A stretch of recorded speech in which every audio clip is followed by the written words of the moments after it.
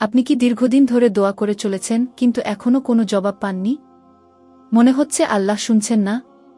তাহলে এই ভিডিওটা আপনার জন্যই, কারণ আপনার সেই অপেক্ষার জবাব আজ আপনি পেতে চলেছেন, ইনশাআল্লাহ। আসসালামু আলাইকুম প্রিয় ভাই ও বোনেরা। আজ আমরা কথা বলবো সেই শক্তির সম্পর্কে যেটা দেখা যায় না কিন্তু অনুভব করা যায়, দোয়া। হ্যাঁ, দোয়া, আল্লাহর দরবারে হাত তুলে নিজের কষ্ট, আশা আর ভালোবাসা উজাড় করে দেওয়া। কত রাত আপনি জেগে জেগে কেঁদেছেন? কত নামাজের সিজদায় অশ্রু ঝরিয়েছেন? আপনার সেই চোখের পানি বৃথা যাবে না।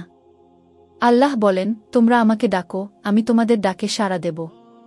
সূরা গাফির আয়াত ৬০।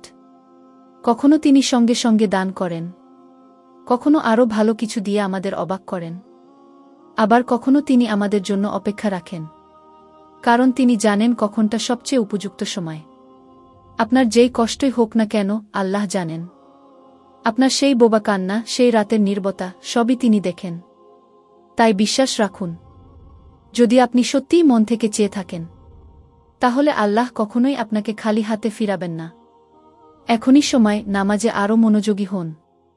কোরআনের আলোয় নিজের অন্তরকে আলোকিত করুন। সবর করুন, দোয়া করে যান।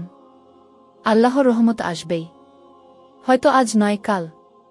তবুও একদিন আপনি বলবেন, আলহামদুলিল্লাহ, আমি অপেক্ষা করেছিলাম আর আল্লাহ আমার জন্য সবচেয়ে ভালোটা রেখেছিলেন। ভিডিওটি ভালো লাগলে লাইক দিন, কারো সাথে শেয়ার করুন যার এখন এই কথাগুলোর দরকার, আর সাবস্ক্রাইব করুন এমনই আরও হৃদয় ছুঁয়ে যাওয়া কন্টেন্ট পেতে।